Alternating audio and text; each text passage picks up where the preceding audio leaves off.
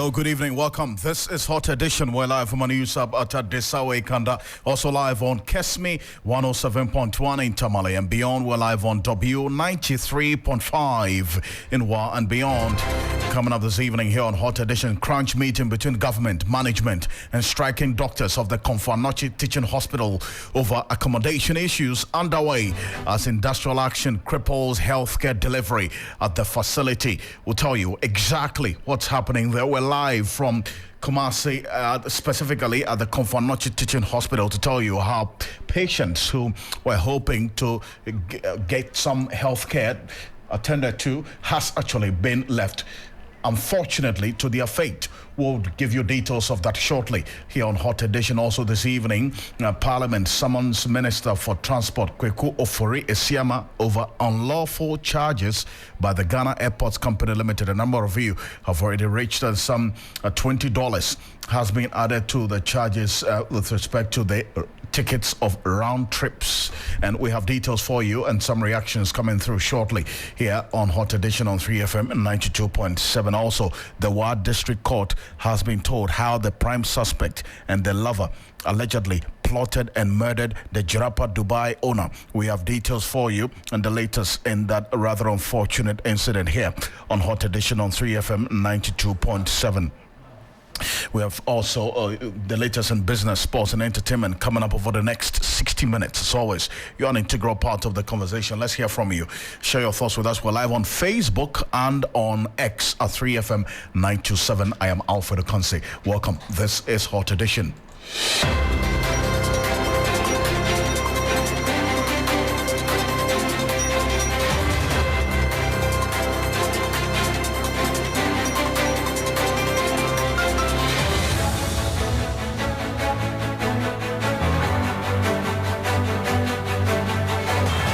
Let's get into the details now as representatives of government and the management of the Konfanochi Teaching Hospital are in a crunch meeting with striking doctors of the facility in a bid to resolve the impasse over accommodation. The doctors lay down their tools to register their unhappiness with an imminent eviction they face from their current official residence at Danyame in Kumasi. The doctors are being evicted from the state bungalow situated on a parcel of land that has been ceded to the Asanteo Tunfosei to the second on behalf of and in trust for the subjects of the Golden Stool. Now, the doctors are to be relocated to the area retained by government, but the relocation process being handled by the Ashanti Regional Coordinating Council has encountered some challenges. Hundreds of patients in need of medical care were left stranded on Wednesday, that's earlier today, as a strike came into full force. Some of the patients have been speaking to my colleague Ibrahim Abubakar earlier today, and it's the same story of they, unfortunately, being left to their fate. My father was sick. That's why I brought him here. But they told us that you should come today. When we came, they say the doctors went to strike. So we are going back to 3FM 92.7. Unless they resume. Me are Mbasi. Me taba. Titamu Sunday semiba. Some say doctors. Strike. By Jumale. Pacho anopedia maybe who doctor and some bear say doctors cosrack. We do about 7 o'clock. May chance on Bemam date in a mako. May Pacho may srempening for doctors in near buying. So moving to Yene Kure de Muna or Moy, yes, sir. Yaren Bikuye. And that's the reality that a lot of these patients of the Konfanochi Teaching Hospital have been left with after this industrial action by the doctors of the hospital kicked in full force. Let's go on to the telephone now, and my colleague Ibrahim Abubakar, who has been monitoring the situation, is joining us on the telephone. Ibrahim, what was the outcome of this crunch meeting? We understand is underway. That is, if it's been completed as yet. Well, it ended a while ago, and the agreement is for the doctors to be relocated to other places. So now the issue of 1 week notice, eviction notice, or 2 weeks eviction notice has been put aside. There's nothing of that sort. So no doctor is to be in a rush and leave. So now there has been also a package between 40,000 to 60,000 for each of the affected, depending on the size of your apartment. And they will use that money to get accommodation, rent for 2 years, by which the Regional Coordinating Council believes, and by which time they are done with a new apartment for the doctors to be relocated in. So it appears the outcome is a bit positive, even though the doctors are yet to call off the strike. The leadership say they will consult their members and come out with the next line of action.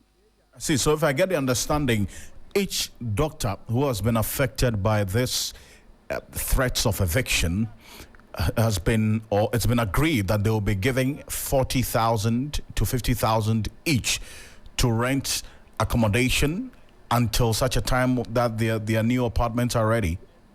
Exactly, because according to even the regional minister, the initial agreement was for the contractors to make sure that they get accommodation for the doctors before they even go ahead and evict them. So he was even shocked where the issue of 1 week eviction notice was coming on, because he said that was not coming from his outfit. So that for now has been resolved, because initially the doctors, they don't want the money. They want the accommodation because they want a place which is a bit closer to Konfanochi, because these doctors we are talking about, numbering about 28, they are heads of departments and also specialists. So they say they are not supposed to stay very far from the hospital, just 10, 15, 20 minutes drive from the hospital, because they can be called in at any time. So they want accommodation that is very close to the hospital. That's how come initially they even declined to take the money. But now maybe they said they will communicate their action to us in the coming hours, whether they are ready to take that 40 to 50,000 cash, or they will still insist for the contractors to provide them with their accommodation and not necessarily the money. And this 40 to 50,000 cedis cash for each of them is supposed to cover a 2-year rent period. Exactly, for each of the affected doctors. Who are the persons who represented government at this meeting that just ended? Okay, so the Regional Coordinating Council by the regional minister, then we have officials from the Lands Commission, then we have management of Konfanochi, headed by the CEO, Professor Otrade Mensa, then other management members. Then we have leadership of the Doctors Association at CAT, led by Dr. Michael Lee. I see, and it's not clear that even though there's been this proposal of paying or giving these doctors who are going to be affected by this eviction 40,000 to 50,000 each, that has not really influenced any decision to us to a call of the strike or not. Officially, they've not come out with any decision of that sort. Just after the meeting, we tried to engage them, and they said they are going to communicate whatever happened in the meeting with their members and decide on the next line of action. So in some few minutes or hours, they said they will issue a statement to that effect. Ibrahim, I appreciate your time and the updates on this. Thank you so much. So that's the update from that crucial meeting between the Konfanochi Teaching Hospital, that's doctors, the striking doctors, the management of the Konfanochi Teaching Hospital, and representatives of government. Now, that's the information that we have now, that there's been some proposals made to these striking doctors because of the threats of eviction, that some monies are going to be given to them for them to rent outside of this particular area. Now, Kwame Frimpong is joining us on the telephone. He's head of public affairs of the Konfanochi Teaching Hospital. Mr. Frimpong, can you hear me? Good evening. Thank you very much for joining us here on Hot Edition. Yeah, good evening. We understand that this crucial meeting that you had with both the representatives of government and also the striking doctors has ended, and one of the proposals is that you would be giving them 40 to 50,000 cedis each to find a place to rent until the 2-year period ends for them to move into their new apartments? Is that what the case is? Well, without going into the details, I can confirm that the assurance has been given that no doctor or senior staff residing in that enclave will be pushed out of his or her official accommodation, or an alternative accommodation has been found for that person. I see. So they will not be evicted. So they will stay where they are until an alternative accommodation is found for them. Yes, please. And who is bearing that responsibility of finding the alternative accommodation? Is it the doctors themselves or the management of the hospital? The developers. That's yes. the private developers who are taking over the land. Yes, please. And is it going to be a rented apartment for them, or the developers would have to, as it were, put up another structure? The developers are building replacement structures for the bungalows that they are taking over. Those structures have not been completed yet. So in the interim, the developers would have to find places for those residing in those areas, pending the completion of the replacement structures. So the expectation is that these new apartments will be rented by the developers for the staff, and then upon the completion of the replacement apartments, these staff will be relocated to those bungalows as their new official place of abode. And when will these replacement apartments be completed, the ones that the developers are building for the doctors? They will have to answer that question. It's not in our hands, and so it's timeline. Okay, I'm asking this because we have been told, even the regional minister did mention a period of 2 years. Is that one that the management is aware of? Yes, we are aware that the apartment that will be rented for our staff will be for a period of 2 years. But the assurance is that by the expiry of the second year, these replacement structures will have been completed. Right. So all things being equal, we're looking at a 2-year period of completion. Maximum, yes. Okay. How many doctors have been affected by this situation that is in all, that enclave has other senior staff residing there. For instance, our director of administration bungalow, official bungalow, is located in that enclave. The director for HR, the director for general services, the deputy director for procurement, and some other senior staff of the hospital. So it's not just about doctors. Anymore, I think there are around 50. 50 of them? Yes. I see.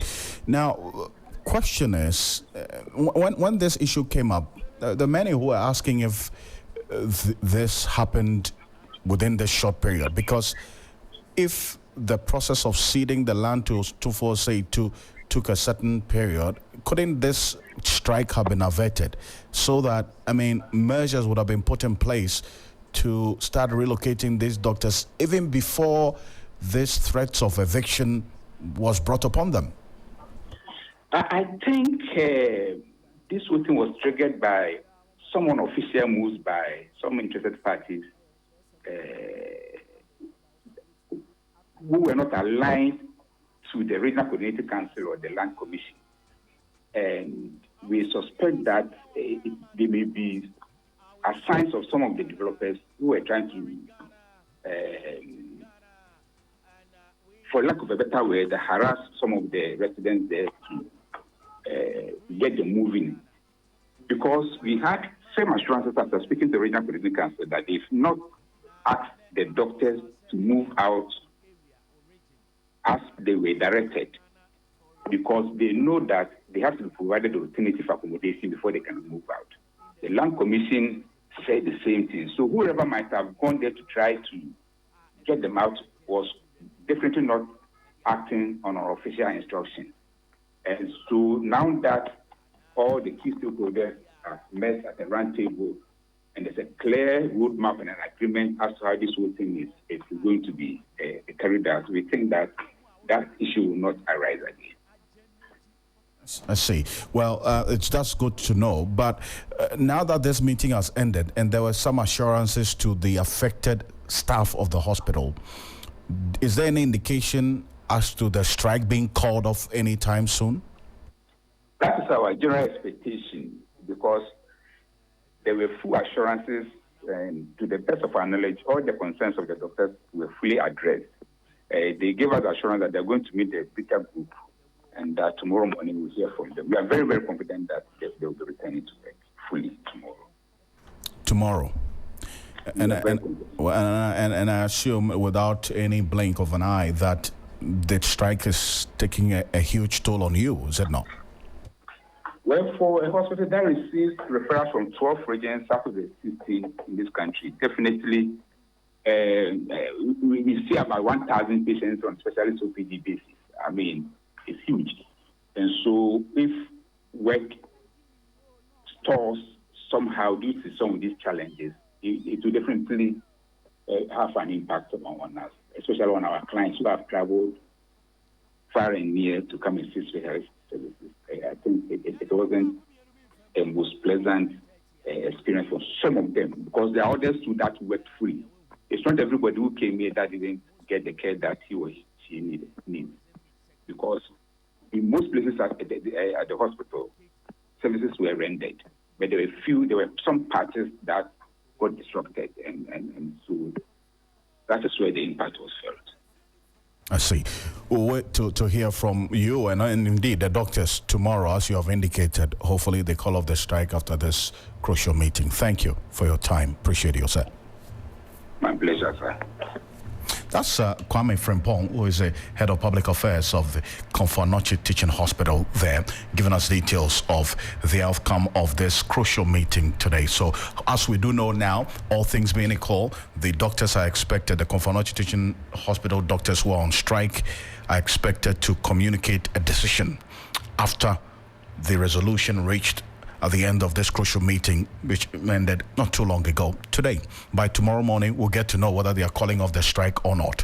The strike is already taking a telling effect on the operations of the Konfo-Anokye Teaching Hospital, as you just heard the head of public relations talking about there. Now, what we do know, that even though he did not give us a detail, as per the account of our Ashanti regional correspondent Ibrahim Abubakar, we do know that there have been proposals to give the doctors between 40 to 50,000 cedis each, those who have been affected, about 50 of them, not just the doctors but some of the senior hospital staff, to go out and also look for accommodation to rent, and that is the responsibility of the developer for that matter. And it's going to take, all things being equal, 2 years for them to finish the alternative accommodation that is being built for these doctors and senior hospital staff who have been affected by the ceding of the land that their current accommodation is located on to Tumforce A2. So that's what's happening right now. So we'll keep an eye on that and get to know what the decision of the doctors will be tomorrow, all things being equal, here on Hot Edition on 3FM 92.7. Now we move to Parliament, and the House has summoned the Minister for Transport, Kweku Forie-Siama, to appear before it on Tuesday, March 19, 2024, over what has been described as unlawful charges by the Ghana Airports Company Limited. The move follows concerns raised by the Minority Caucus over the introduction of some $20 maintenance charge on all round trips by the Ghana Airports Company Limited, and a $10 charge for one-way trips. Now, according to the Member of Parliament for the Tamale South constituency, Haruna Idrisu, the Ghana Airports Company Limited colluded with the Transport Minister on the charges, and so he must be invited to explain the authority on which the fee is being charged. At $20 and the $10, a number of you have already been paying as well. I'll take a listen to Haruna Idrisu on the floor of Parliament earlier today. On all round-trip airlines, Mr. Speaker, is of urgent public importance, because what authority does the Ghana Airport Company have to impose fees and charges? And is this charges consistent with the Fees and Charges Act approved by the Parliament of Ghana? So, Mr. Speaker, I've seen a letter Ghana Airports Company signed Yvonne Nana Afriye Opare, Mrs. Managing Director, And Mr. Speaker, I read it for the record. Further to discussions with the executives of Airport Operations Committee, AOC, regarding our baggage belt overhauling and maintenance issue, the Board of Directors of Ghana Airports Company, in consultation with Ministry of Transport. And that's Haruna Idrisu there. And also, Dr. Kesla Tufosu, Minority Leader, had this to say in support of Haruna Idrisu. Mr. Speaker, I heard the honorable colleague when he said that the Finance Committee must check. Mr. Speaker, I'm a member of the Finance Committee. Finance Committee has not approved this.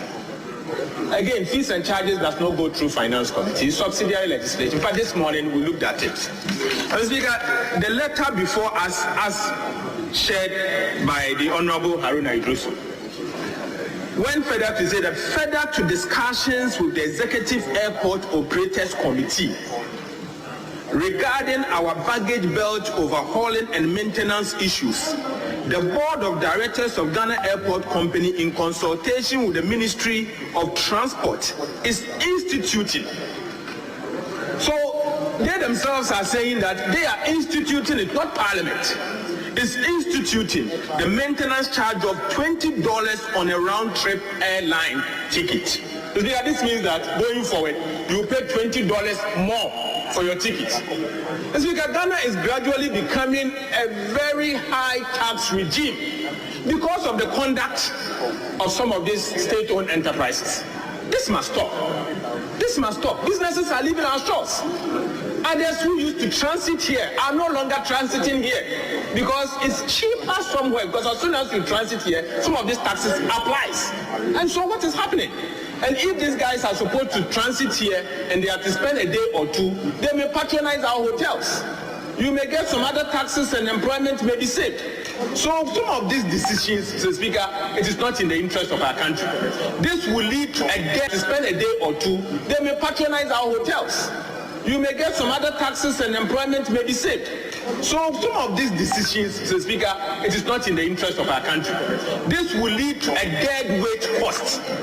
It will lead to a dead weight cost. Mr. Speaker, I beg, let the Chief Executive, Mrs. Yvonne Nana Afriye Opari, appear before us urgently tomorrow morning.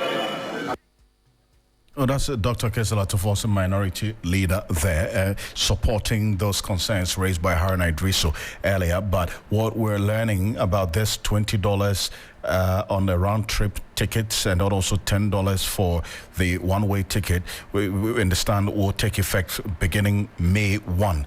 2024, and travelers using the Kotoka International Airport in Accra will be required to pay a fee of $20 to help cover the cost of baggage belt repairs and other maintenance work in the airport. That's according to what we're learning right now, and that's why the Minister for Transport has been, based on the request by the minority, hauled before the House to answer questions.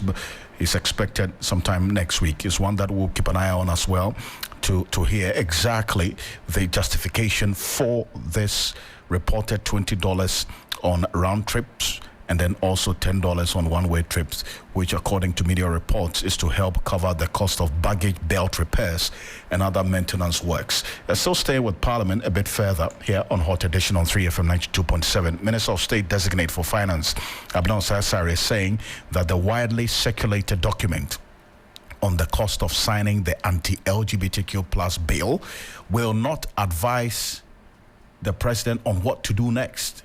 The Finance Ministry warned in that document that Ghana could lose an estimated $3.8 billion over the next 5 to 6 years should President Akufo-Addo sign the controversial anti-LGBTQ plus bill.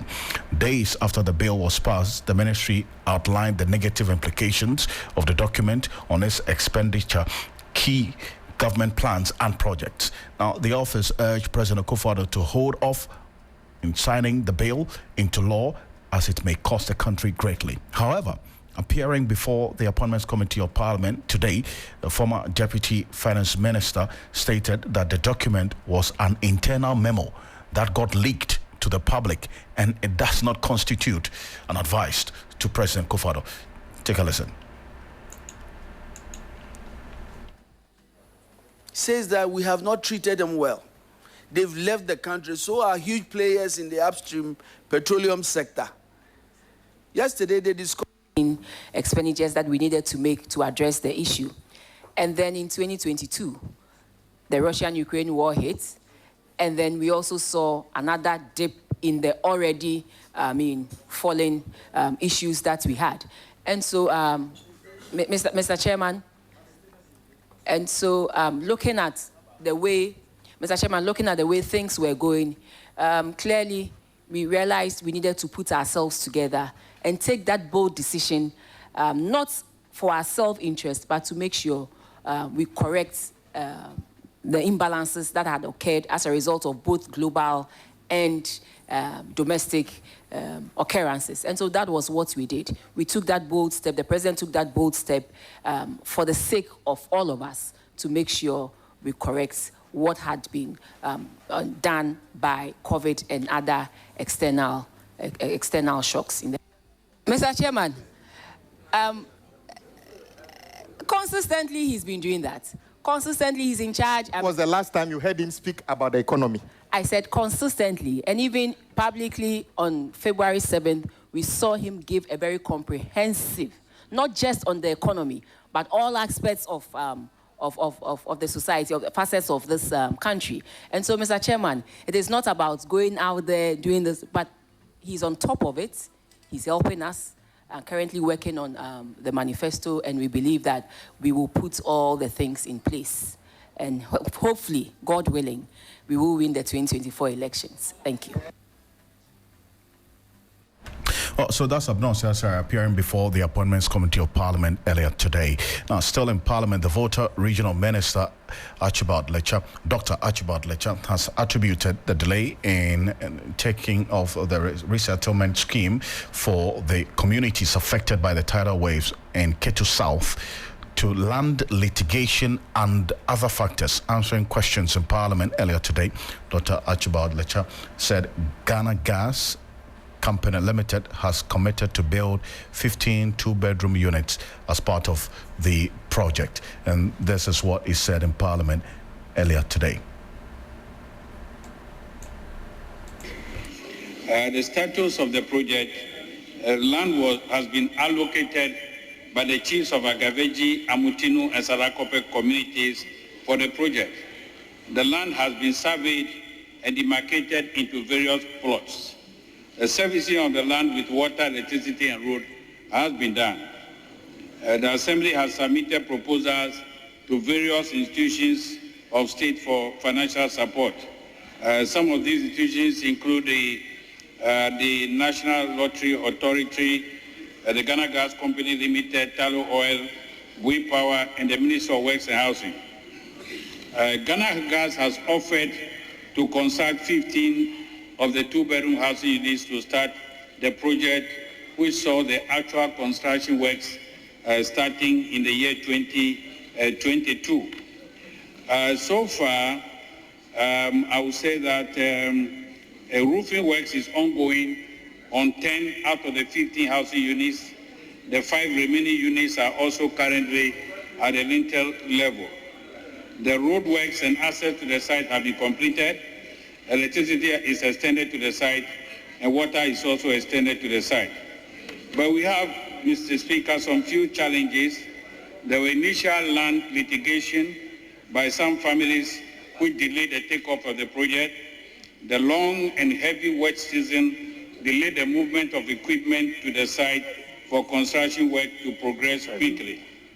In conclusion, the Ketu South Municipal Assembly has put in place continuous stakeholder engagements to update stakeholders and will follow up with its appeals to government and non-governmental agencies to help fund the project. Works on the ongoing projects are expected to continue. Also, that's Dr. Archibald Letcher, the Volta Regional Minister there. It's not just the Ketu South constituency that was heavily hit by tidal waves or normally affected by tidal waves. We have the Keta constituency as well and the Ketu North. all affected by tidal waves. And in fact, the areas like Ada East as well, in the Greater Accra region, and some parts of the Central region and Western region as well. But the Keta constituency member of parliament, the Honorable Kwame Gakwe, is joining us on the telephone for a quick conversation on this. Thank you so much, Mr. Gakwe, for your time here on Hot Edition. Your constituency is not spared of the impact of tidal waves. Hearing the Volta Regional Minister talk about what has stalled the process of, as it were, getting the persons who are affected by tidal waves resettled.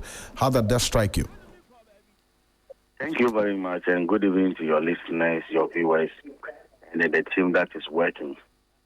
And the answers the minister gave were not in full. We are not happy. You say land litigation, that is stalling the whole project. It's not true. And what about proper engagement of the people? Many assembly and the region have failed to engage the people properly.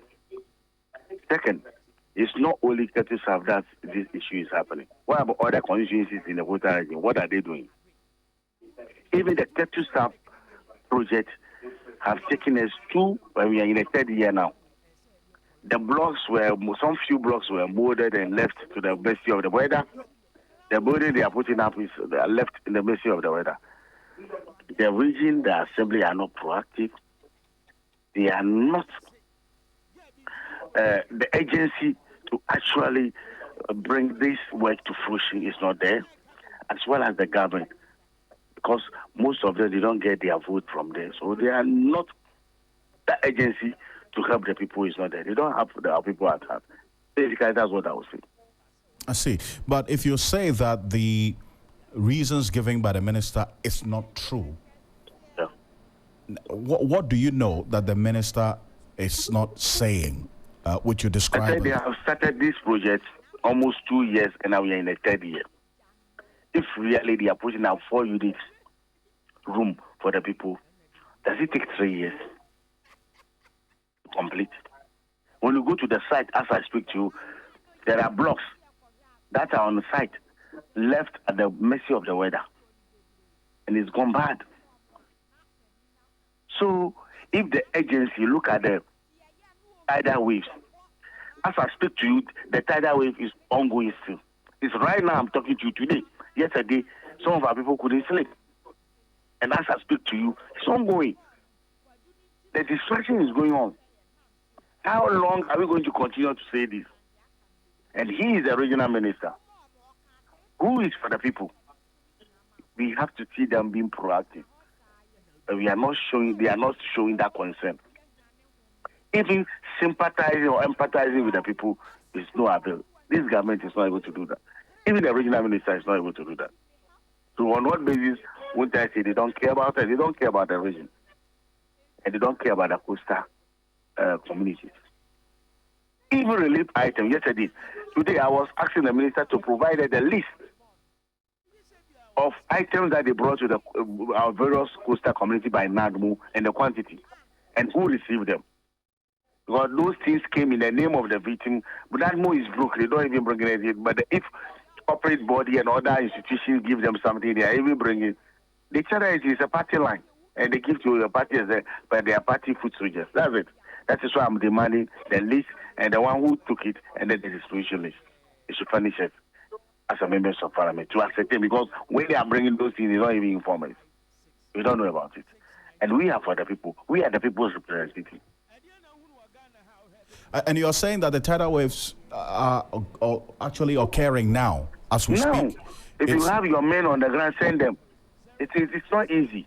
As we speak to you, we are praying that our people will have some peace this evening. This year alone, we had almost about 4 times already. Between January and now, 4 incidents. Yes.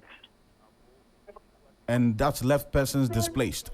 Displaced, even to extend that there's sea water pour on the road where commuters cannot even cross on the Denu Habaji road. That enclave. We have videos on that. That is why today, apart from the regional minister, we rose under Order 93 matters of urgent public attention to make statement on the tidal wave.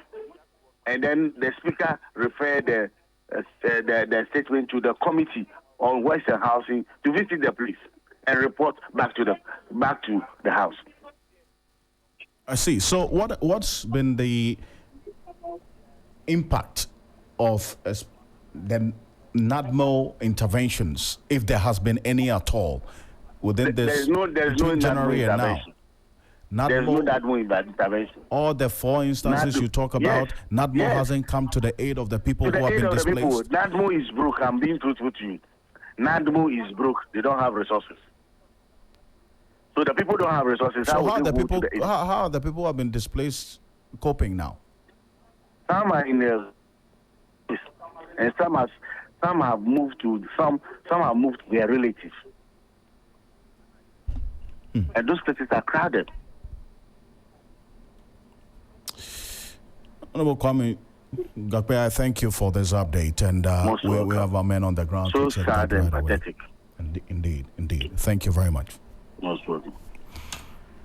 He's a member of parliament for the Keta constituency, Kwame Gakpe, there talking to us here on Hot Edition. The communities that have been hit by the marauding sea include areas like Agaveji, Adina, Amutino, Salakope, Blekusu, Kajikope, Jelukope, and Tetevikope, and areas such as Sarakope as well have all been affected by the tidal waves that we're hearing. That's already occurred about 4 times between January and now. This is one that we're keeping an eye on and how things are playing out in that part of the country. That's the Volta region here on Hot Edition on 3FM 92.7. We'll give you updates on that as well as on 3news.com.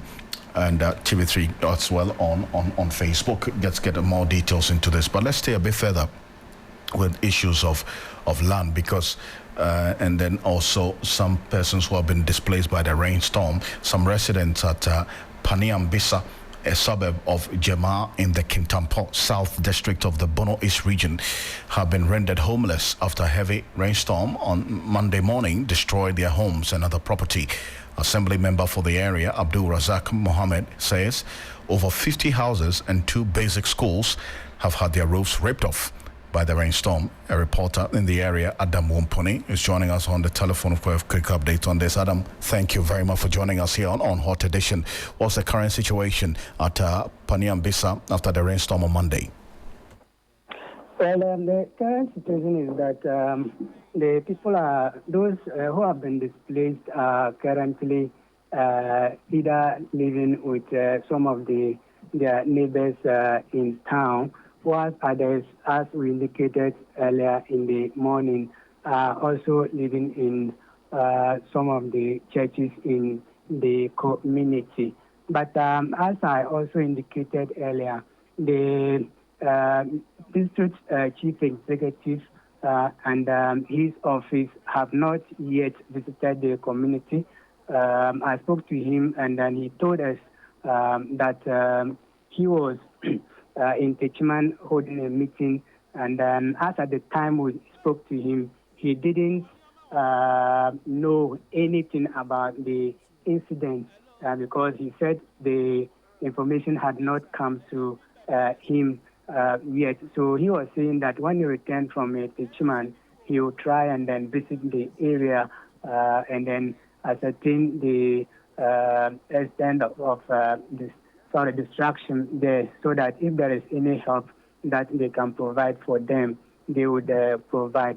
But as we speak right now, no government authority has visited the area yet, except the district education director who visited there yesterday, and his visit was specifically at the primary school and the KG schools that were also affected by the rainstorm.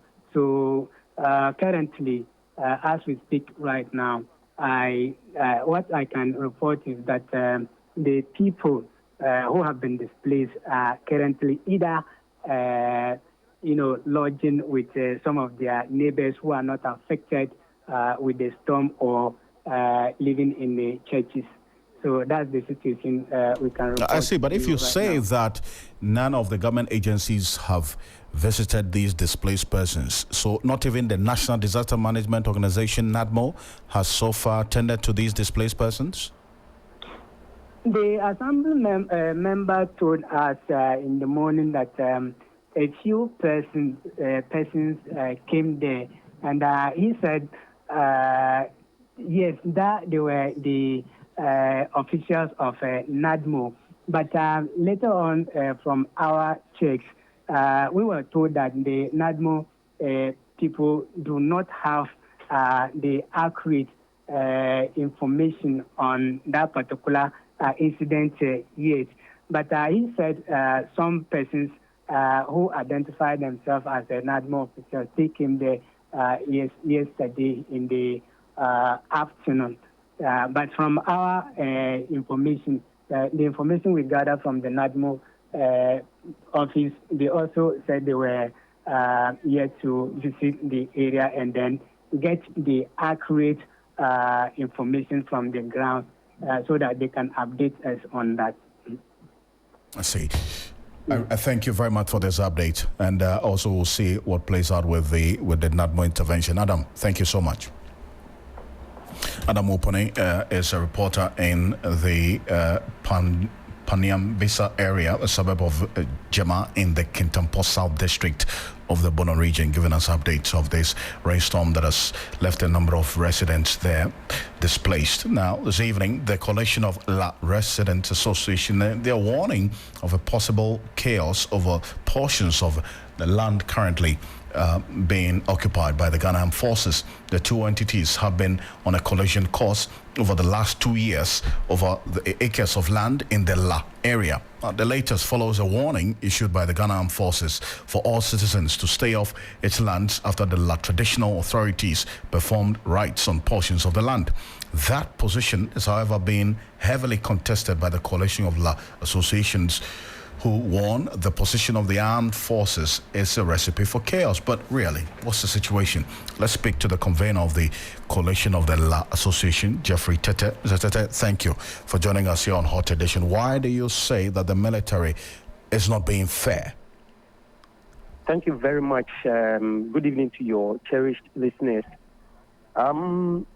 This press statement we issued comes at the back of a statement the military issued somewhere in October. And their issue has to do with a ceremony we performed at Plateau to commence work on a parcel of land that government has given to the people of La. Now, after we had performed that ceremony, the military came out with a press statement saying that they are not aware that government had given us any land and that there are still ongoing negotiations which had not concluded. But the fact of the matter has been that as at the time they issued the statement, the committee that was set up to go into that by the Honorable Minister for Lands and Natural Resources had completed its work a year earlier and had made recommendations. An MOU had been signed and government has actually granted a lease over 114.52 acres of land to the people of La. Now, throughout all the deliberations, the Ghana Armed Forces, the hierarchy of the Ghana Armed Forces were involved in the deliberations. So it came as a surprise to us that they would now turn around and tell us that they are not aware that government has given us any piece of land.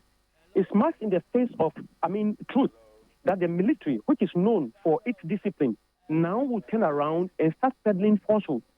So our point currently is that over the period, after they issued that statement, every attempt we have made to get onto our land have been met with brute force by the Ghana Armed Forces. And they have done this even before the period government gave us the land. Sometime in 2021, they had beaten our people, they had maimed people, and those people who were beaten, as we speak now currently, 3 of them had gone into eternity. They have passed on to eternity. Now, there are people who are still living with wounds, and some are limping. And the military had done absolutely nothing about these things. They know very well that the land belongs to the people of La. In fact, there are correspondence from the military, which we have, that says that They even called us that after the work of the committee, they were inviting us and they set the date so that our elders, together with their hierarchy, together with the Lands Commission, they would go onto the land and then they will go together and demarcate the land and show portions which have been given to the military and the portions which have been given to LAC. I see, but have you attempted drawing the attention of the Defense Ministry to this latest position of the Ghana Armed Forces? Of course, the Defense Minister is aware of these issues. He is in charge of the Ghana Armed Forces. So we have informed the Ministry of Defense. The Minister himself has been informed. But unfortunately, we don't know exactly what is causing the military to behave the way they are behaving. And in fact, when you look at the growing agitations among our people, we are of the view that what the military is doing now is becoming a recipe for disaster. It's becoming a recipe for chaos. Okay. Jeffrey Tete, appreciate your time. Thank you very much. He's the convener of the Coalition of Associations, and we're still working on the telephones to get through to the Ghana Armed Forces Public Affairs Director. So far, it has proven futile, but we will get some responses from the Ghana Armed Forces on this. But you're so live here on Hot Edition on 3FM 92.7. We're live on Kesmi 107.1 in Tamale and W93.5 in Wa and beyond. After this quick break, we have the latest in the world of business with Michael Obudu. Stay with us.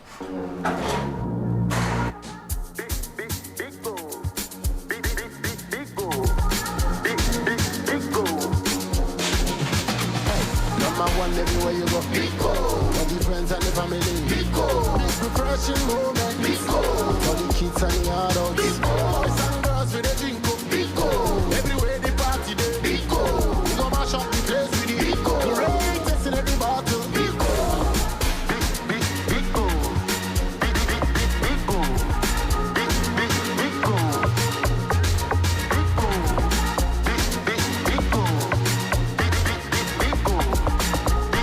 Pico. Greatest in every battle. Pico. Big refreshing moments. Big drink. Big refreshing moment. Another quality product from Trillium Industries. This advert is FDA approved. Say ade, obetumi awini achede sonko kra. Bit is cash prizes, mobile phones, any be break account. Every 15 February 2024. They were 539 she spin and win raffle nim. So pese wo do ho she weekly raffle no mo. Now we understand about dial star 446 hash. One for option 2. No we try they were 539 direct no. Try free 10 Ghana cedis. Nenya akwenya no win it was 7 p.m. daily draw. Now for who share the live weekly she raffle. Thursday in your 4:30 biara. A double win with Dewa 539 direct. So Netra Nedi Dewa Alpha. So open church more. Brazil 556-259249 and now Brazil 532-479879. Kaise Sakra Day is the shake a crown. Mampacho me pie meba sisi. When we say me ye aduane, we say me kokuru aba. Akagaru ni garlic na ma wo hu egu asanga no. Chimani ya na me hihye me nsa. Me mpese bebubu. Omia e natural. Eno, na be dintina abere wemure na nyim dami. Mankasa no ho. Me so ontwu akagaru na garlic nfa mam. Na wemure na nyim dami yo. Na ntiwala ndem bi so. What choose spices to asanka. Me pemi bibia natural. Anti sankofa natural spices. Anti nanka. Also, the Maranka Samipe made the natural tea. Some copper natural spices, and none of them do. And chilling preservatives in him, and young person you from how to put in a what yet. Catadu and Catting bracket, or yet the Bexibiala. Some copper natural spices. So I'm not sure, Cassa. And she will be dominated with the sea. This year, bibia natural. This advert is FDA approved. The question is not South Africa. The real question is how you South Africa. How you'll come across 1,000 tongues that all speak in one voice. Welcome. How you can wake up with one foot firmly planted in the Indian Ocean and the other in the Atlantic Ocean. How diamonds and couture are but a stone's throw away from the safari. How your tongue will visit 1 million destinations on one plate. How your feet will sway in djembe, your torso in amapiano, and your mind in bliss. How crystal clear rivers flow in the day, and crystal flows in the night. Whoa. We know this because this is how we South Africa every single day. And this is why we invite you to South Africa with us. Own your moments in South Africa visa-free this Easter holiday. Explore new holiday deals at southafrica.net. Come journey with us.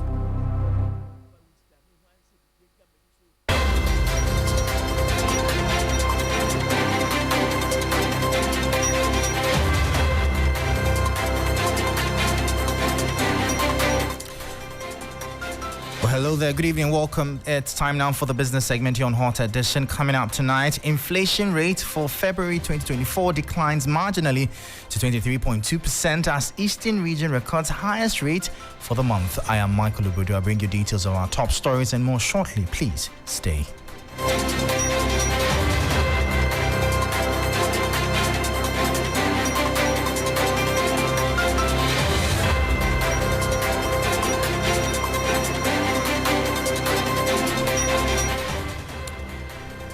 Thank you for staying with us. Straight into our top story now. And Ghana's national inflation rate fell slightly in February 2024, dropping from 23.5% in January to 23.32%. However, the Eastern region bucked the trend, recording the highest inflation rate in the country at 36.1%. This indicates that price increases were significantly higher in the Eastern region compared to the rest of the country. Government statistician Professor Samuel Kobna-Enim noted that 6 other regions also saw inflation rates exceeding the national average. This was closely followed by the Upper East region that recorded a rate of inflation of 36.0%, also closely followed by the Western region that recorded a rate of inflation of 35.5%. We identified 6 administrative regions that recorded rate of inflation higher than the national rate of inflation of 23.2%. Eastern region recorded the highest rate of inflation of 46.2% food inflation relative to the national average of 27.0% food inflation for the month of February 2023. From a non-food perspective, the Upper East region recorded the highest rate of 42.5% for the month of February 2023 relative to the national non-food inflation of 20.0% for the month of February 2023. From a food perspective, we identified Eastern region recording the highest and OT recording the lowest of 18.7%. So that was government statistician Professor Samuel Kobna-Enim speaking there. Now, Deputy Finance Minister nominee Dr. Alex Mpabing has called for a national framework for mobilizing revenue in the informal sector.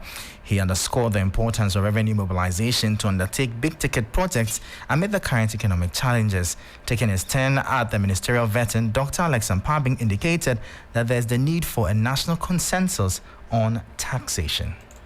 Issues around domestic revenue, you need to have a national consensus. Because if you don't, if government A is not there, government B will still need the revenue. And that is why I believe we need to have a general conversation. As I said earlier, Georgia, the country I was looking for earlier, they did a similar reform to what Ghana we have been doing in the last few years. And within 4 years, they were able to fully finance their budget, moving from 14.5 tax to GDP to 25% tax to GDP. They achieved this success because there was a collectiveness in this. The legal enforcement was working. Political parties of all forms were willing to come on board. And I think when they go to issue of national revenue, we will need a general conversation and a general understanding where we all come to consensus. So that was Dr. Alex Mpabing. He is a Deputy Finance Minister nominee speaking there while he took his turn at the ministerial vetting. Now, the Ministry of Food and Agriculture says it plans to more than double poultry production in the country this year. Last year, Ghana produced about 15,000 metric tons of poultry, representing only 5% of the national consumption, total consumption. Speaking at a local media house, Sector Minister Brian Champong expressed hope to increase production to 45,000 metric tons by the close of 2024. We talked about poultry resuscitation. You see the numbers. We are consuming 15,000. We are consuming 324,000 plus metric tons. We are producing about 15,000 metric tons, 5% self-sufficiency. In the budget of 2024, you saw that I pushed to renovate and rehabilitate 300 let me put it this way, defunct poultry farms. We got a budget to give poultry farmers 18 million day-old chicks, vaccines, and feed. And this is to push our food self-sufficiency for 15,000 metric tons to about 42,000 metric tons in this year. We're not able to meet the 2023 target, and that was the only target in our commodities that we missed out, which was a poultry, because by November, when we wanted to put in 4.5 million day-old chicks, we were able to just do about 2.5 million. I mean, that's why this Christmas you saw that the price of chicken was relatively stable and an influx of a lot of Ghanaian chicken. That was the effort that we put in. But this year, we will be able to move it from 15,000 to 42,000. Bernard, I wish that in one fell swoop, 2024, we can solve the poultry problem. It's just not possible.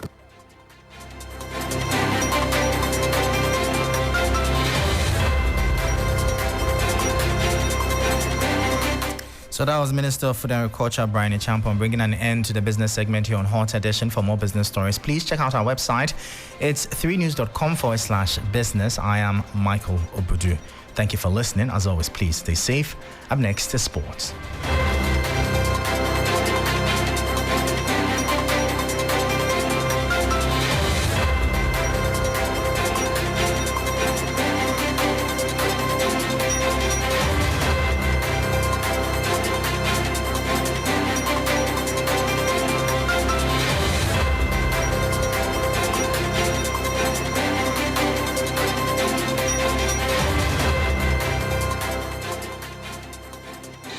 Every minute, every hour, every day, there is so much to talk about, from local news to international news, sports, entertainment, and business. Join me, Alfred Ocansey, and the news team every weekday, 5 p.m. to 6 p.m. on Hot Edition. Be my guest as I bring to you factual, up-to-date news on happenings in our country, the West African sub-region, Africa, and the rest of the world. Hot Edition. Hot, accurate, authentic. Your week is never complete without us. Make a date with me on 3FM 92.7.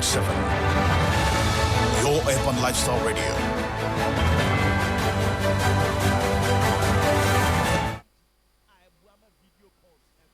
The 3FM Gobe Festival 2024. Gobe Lovers and Gobe Eaters Association. Time now so. Get ready for the biggest Gobe event in Ghana on Saturday, 16th March at the Accra Mall Interchange Park from 9 a.m. Come experience a food festival interlaced with fun activities and music performances like never before. Be there to savor different flavors and combos of Gobe, like Gobe and rice or Gobe and kinky. Throw some pepper on the side, avocado in the center circle, and eggs on the top corner. Although last year was terrific, this year will be a showdown. Don't miss out on the gastronomic delights and vibrant atmosphere. Are you a Gobe seller or you know anyone? Call now to register 0532-200-927 or 0531-100-927. Let's link up. The 3FM Gobe Festival 2024. Your Gobe joint the B. Join us on Saturday, 16th March at 9 a.m. and let's transform the Accra Mall Interchange Park into a Gobe lovers paradise. 3FM 92.7, your urban lifestyle radio station. Sponsored by Glovo App, Bigo Drinks, Inkulenu Foods, Fidelity Bank, Gino Tomato Paste, Dewa Chop Money, Flora Tissues, Sankofa Natural Spices. And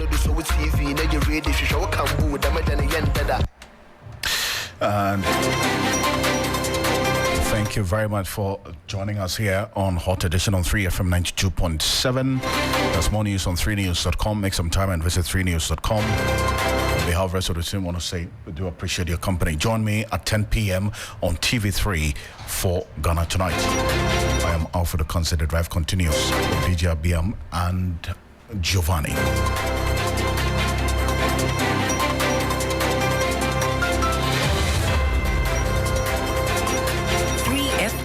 92.7. Get ready for an epic adventure. Join TV3